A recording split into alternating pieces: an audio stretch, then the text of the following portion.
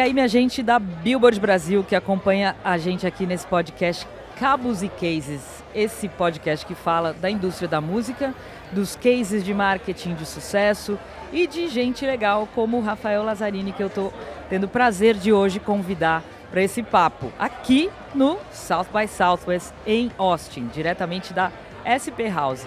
Bem-vindo! Muito obrigado, Cláudio. Prazer enorme estar aqui com vocês. Obrigado pelo convite. Incrível estar aqui com a Billboard na Casa de São Paulo, em Austin, né? Nesse solzinho, estava 8 graus antes de ontem, né? Hoje tá assim. Verãozinho brasileiro, tá né? Bem brasileiro, tá bem nordeste aqui embaixo dessa estufa. Mas a gente está muito feliz porque o Rafa trouxe novidades aqui, né? É um lançamento muito importante que foi feito 2 dias atrás, na segunda. Na segunda, hoje é terça ainda, quarta. Hoje é terça. Eu também estou perdido. É que a gente se perde muito. A gente vive assim 48 horas em 10 aqui. Então é muita informação. E, poxa, que legal o anúncio do SP2B, que inclusive eu escrevi a matéria, acompanhei muito a coletiva. Boa, por sinal, obrigado. Está muito bem escrita, imagina, muito detalhada. Quis me atentar aos detalhes porque é um grande evento de inovação, se não o maior do Brasil. Não sei se ele já vai nascer como maior do que o Primo Rio 2C. Eu queria que você contasse para o nosso público o que é o SP2B. Eu acho que assim, é até interessante começar, né, dizendo que o SP2B não é um Rio 2C em São Paulo. Tá. Né? Então, muito bom. Ele tem diferenças fundamentais, assim, na verdade, inclusive o nome, né, o to be, né, ele vem do desenvolvimento de uma ideia. Uhum. Né? Isso, na verdade, nasceu, eu venho para o South by desde 2007, assim, então é impossível, né? Eu até brinquei outro dia numa palestra, o evento é inspirado no South by. Eu falei, se alguém está fazendo um evento de inovação no mundo e não tem inspiração no South by Southwest, está fazendo errado. Está fazendo errado. Né? Então, assim, de fato, os caras foram, estavam muito à frente do tempo, né? Esse evento tem mais de 30 anos. 87. Né? 87. Então foram muito visionários, né? Eu acho que muito visionários nessa conexão, né, de criatividade, de indústria criativa, né, com inovação, com tecnologia. Então, claro que a gente é inspirado, né, pelo South by Southwest, mas é inspirado, obviamente, pelo DNA, né, DNA do que a gente construiu no Rio 2C, mas o SP2B ele tem sua essência, ele tem, né, a sua identidade própria, ele nasce com essa provocação, né, de São Paulo Beyond Business, né? E o pensamento, como eu estava falando, o 2B ele vem desse pensamento, né, de falar de São Paulo além de negócio, né? Quer dizer, o negócio está lá e vai estar no evento, né? Mas a ideia era a gente extrapolar essa visão de uma cidade que é só centro de finanças ou centro financeiro, pelo menos numa percepção, né, global. Então a gente fala muito dessa capacidade de cidades mais cosmopolitas de terem feito essa transição, né? Como Nova York, como Londres, Paris, Tóquio e tantas outras, né? E isso já é a realidade de São Paulo. A gente precisa trazer essa percepção para o mundo, né? Eu acho que eu gostei muito de uma fala sua, que é trocar essa ideia de ser um hub de negócios, né?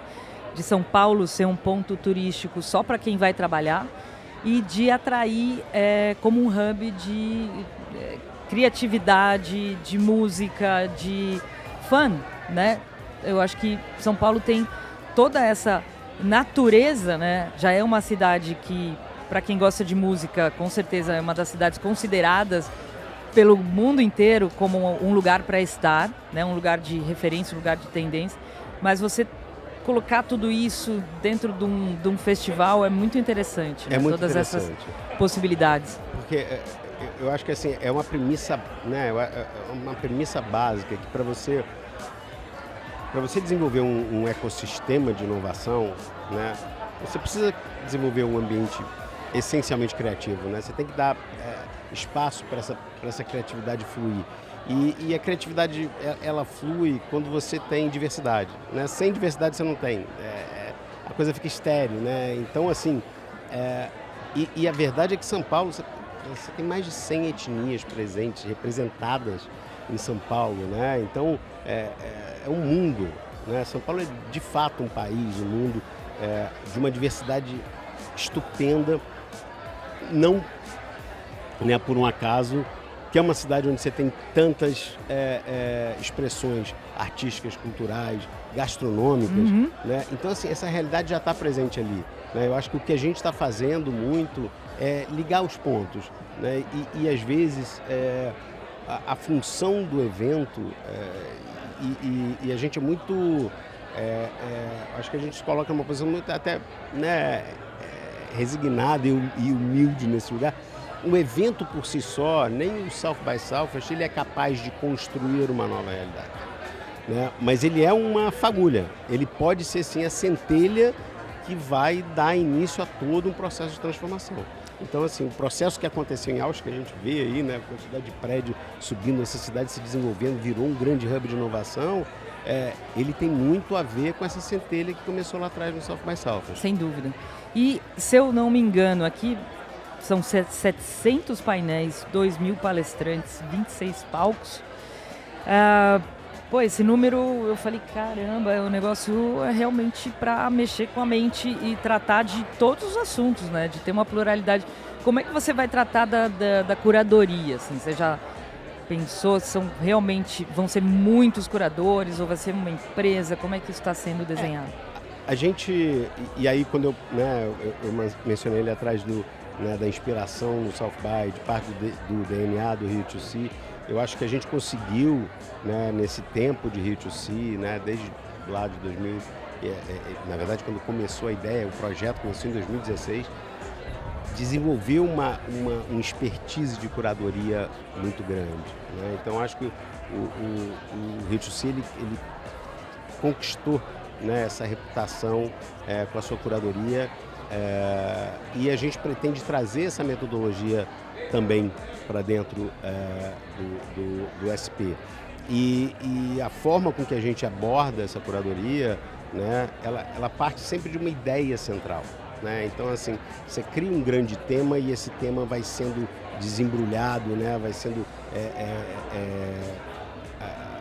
né, refletido em cada linha, em cada palco de conteúdo. Obviamente a gente, né, quer fazer isso de uma forma muito coletiva, né? Acho que é a essência desses projetos também, né? Tá na natureza de você ter uma escuta, né? Então a gente quer não só ter uma ferramenta onde, né, a comunidade possa trazer, né, seus inputs para aquela curadoria, muito legal, painéis e tal, né, mas até mesmo a nossa própria equipe de curadoria, né, com essa escuta muito atenta, né, com essa troca muito grande, para a gente de fato poder refletir nas temáticas, a ansiedade das pessoas, o que as pessoas, né, querem ouvir nos diferentes setores. Espelhar essa sociedade também. Exatamente, e a gente vive num mundo muito dinâmico, né, Cláudia? Então, assim, apesar da gente ter temas, né, ontem eu vi não sei quem brincando, né, que 2 anos atrás aqui a temática era inteligência artificial, ano passado era inteligência, mas assim, então tem temas que eles perpassam, né, mas é óbvio que as abordagens elas vão mudando, a complexidade dos temas, então assim, lá a gente quer falar muito, e tem uma característica que eu acho que é muito importante, eu acho que isso está muito no centro do evento, que é falar de inovação de forma humanizada, né? Que é partir do ser humano. Então, assim, a gente tem muito essa visão, que inovação, a tecnologia ela é uma ferramenta para a inovação, ela não é o fim. Então, assim, você consegue inovar sem tecnologia de ponta. Você pode inovar num processo. A gente é só olhar os povos originários, né? Super inovadores, mais tecnológicos, né? que existem. Então, assim, você precisa de criatividade, você precisa pensar diferente, né? Você precisa ter inputs e conexões, né? Diferentes, diversas, como a gente já falou aqui. A tecnologia ela é uma ferramenta que pode acelerar, que pode amplificar, né? Mas se a gente foca na tecnologia, a gente está perdendo essa visão do todo. Claro. Né? Então, assim, isso está muito na essência. Então, a gente vai falar muito de humanidade, de ancestralidade, de ética, né? E, óbvio, de ESG. cultura, de arte, de ESG. E a tecnologia perpassando por tudo isso. Uma coisa que a gente não falou aqui é agosto de 2026, Parque Ibirapuera, 9 a 16 9 a 16 de agosto. certo? Eu acho que, né, a Venue, né, A Venue é espetacular e vocês estão usando vários Isso. dos prédios, aqueles prédios simplesmente Niemeyer, né? Que é a coisa mais tecnológica do que Niemeyer, né? E tá no meio de um parque. Uma outra coisa que me chamou muito a atenção é o dia que vocês vão abrir para o empreendedorismo periférico. Sim. E um volume muito grande, né, de pessoas atendidas. Conta um pouco desse hub lá dentro. A gente vai ter um dia inteiro, né, de programação dedicado, né, para criadores, para empreendedores, né, da periferia. Não poderia ser diferente, né? Então, assim, mas de fato o que a gente quer fazer é abrir espaço para pessoas que de fato estejam querendo, né, nesse movimento de mudar a sua realidade, mudar a realidade, né, das suas comunidades, das pessoas em volta. Então, assim, o objetivo é fazer um processo, né, de curadoria, né, de seleção, né, de filtragem, entender quem são essas pessoas. Então, assim, a gente já está conversando com várias entidades do terceiro setor, né, para que a gente, de fato, a gente não tem essa capacidade. Né? Então, assim, de fato, ter parceiros que tenham esse olhar, que possam chegar lá, de fato, na ponta e entender quem são as pessoas que estão fazendo diferença, que precisam desse espaço, que precisam amplificar, né? Se capacitar, né, ainda mais, mas até mais do que isso, amplificar o que elas estão fazendo, ter outras oportunidades de negócio. Então, assim, a gente, né, dedicou, vão ser 20 mil pessoas. Né? Nossa, então, muita assim, gente. É uma possibilidade de fato, né, gerar oportunidades, né? Não só de negócio, como de aprendizado, de capacitação para esses empreendedores e criadores de periferia. E de você realmente deixar um legado, né? Esses agentes transformadores que vão estar, cada um indo para a sua comunidade, levando o conhecimento que adquiriram lá. Eu achei isso incrível. Outra coisa também que me chamou a atenção foi o pitching que você anunciou, com premiação de até R$1 milhão. Queria que você contasse um pouco mais sobre que tipo de... vão ser empresas ou artistas? Vocês vão olhar para que modelos? O pitching, na verdade, ele não necessariamente...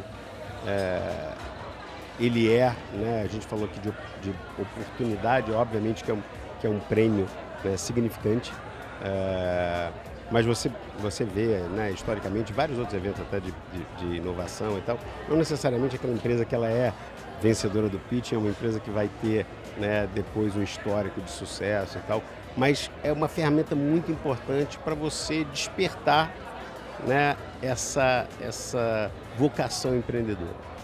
Eu acho que é disso que a gente está falando, né? Então, na verdade, o pitching ele está ali exatamente para provocar essa vocação empreendedora, né, em diversos setores. Então, assim, o pitching ele vai ter, né, ele óbvio que vai ter recortes específicos, né, mas ele, acima de tudo, ele é uma ferramenta para chamar atenção, para criar essa provocação, né, empreendedora e trazer as pessoas para dentro desse ecossistema de inovação, porque o pitching acaba sendo só uma parte disso, né? Ele talvez vire a parte mais visível, sim, mas depois você tem uma mais camada midiática, mais talvez. Midiática, exatamente, até pelo valor, né? Manchetável, né? Exatamente. Mas só que você tem, a projeção é que a gente tenha mais de 3 mil reuniões de negócios ao longo do evento. Maravilhoso. Então tem uma área, vai ter uma plataforma, né, de relacionamento e de geração dessas reuniões de negócio, e aí sim, empreendedores do campo artístico, né, de tecnológico, etc. Então eu acho que a parte mais visível, né, a pontinha do iceberg. Essa premiação. Essa é a premiação, mas a grande massa do que a gente, né, enxerga, que é da onde vão vir grandes resultados, é exatamente essa parte, né, dessas reuniões de negócio que vão ser geradas ao longo de todo o evento. Bom, eu acho que foi uma grande notícia para quem estava aqui, para quem estava no Brasil, foi impactado por essa novidade.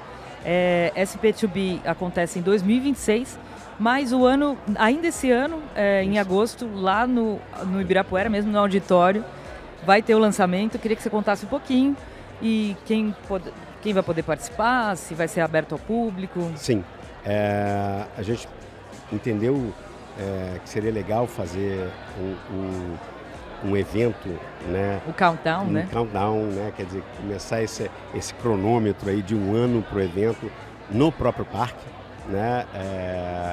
Então, assim, a programação, né? A gente falou desse dia dedicado a criadores e empreendedores de periferia. Esse dia é o sábado, né? Então, o evento vai acontecer, né, do dia 9 ao 16, que é de domingo a domingo. Então a gente tem a conferência e essa parte de negócios, de mercado, de reuniões de negócio acontecendo de segunda, né, a sexta. Aí você tem no último domingo um grande festival, é um grande happening, é aberto ao público, é aberto, né, a gente está entregando isso para a cidade, então muita música. Gratuito, né? Gratuito, muita música, né, muita performance artística, screening de filmes, etc. E o primeiro domingo é a abertura, né? Então essa abertura ela vai ter um grande palestrante, né? um palestrante internacional, um grande nome todo ano, e uma grande performance artística aberta, né, para os jardins ali do auditório, né, para todo mundo que conhece. Você tem a parte de dentro, né, e a parte de fora. Então a parte de dentro vai ter um público ali assistindo a esse grande palestrante internacional, óbvio que projetado para fora também. E no encerramento a gente tem uma grande atração, uma performance artística desenhada especialmente para o evento. Então essa é a grande abertura, a noite de abertura. Aí a gente decidiu fazer esse momento um ano antes também. Então a gente vai replicar... A mesma coisa? A gente vai replicar, não com os mesmos nomes, né, mas a gente vai trazer essa experiência... Um esquenta como ele for. Exatamente. Então a noite de abertura, ela acontece um ano antes e um dia antes. Demais. Bom, eu fico muito feliz de morar perto do Ibirapuera, inclusive. Vou estar lá. Conta com a Billboard Brasil para a gente amplificar esse movimento. E parabéns por ter, enfim, se jogado nessa em São Paulo, que eu acho que é uma cidade que merece ter um evento dessa grandiosidade, trazendo luz para a economia criativa, para essas cabeças, né, incríveis, e especialmente esse programa 10 mil a 15... 15 a 20 mil. 15 a 20 mil empreendedores periféricos, eu achei de uma riqueza incrível, então parabéns e obrigada por estar aqui com a gente. Eu que agradeço, Cláudia, assim, a parceria de vocês, o espaço, né, o apoio. Óbvio que é um projeto, né, desafiador, como você falou, né, os números, mas a gente entendeu que, cara, São Paulo não poderia ser diferente, né, para de fato trazer um projeto desse para São Paulo. Ele já tinha que nascer grande, né, abraçando, né, muitas vocações de uma cidade tão plural, tão diversa como São Paulo. Então, assim, a gente vai contar muito com muitos, ter que contar muito com muitos apoios, com muita colaboração. O processo é um processo muito de comunidade, né, como é o próprio South by Southwest, né, muito de troca. Então, assim, a gente está muito, muito empolgado. Eu acho que São Paulo tem capacidade de fato, se posicionar de uma outra forma, né, de uma forma mais interessante, mais humana, né, como a gente fala, além dos negócios, né, além das fronteiras. Então, assim, eu espero que seja de fato um presente para São Paulo e, por que não, para o mundo, né? Então, se tudo correr bem, em breve a gente está ecoando muita coisa bacana, né, de São Paulo para o mundo. Olha, já nasceu bonito aqui na SP House e muito obrigada por ter vindo explicar melhor e contar mais dessa ideia genial. E aqui você fica com outros conteúdos bacanas, com gente interessantésima como o Rafa, no Cabos e Cases. Até o próximo episódio. Obrigado.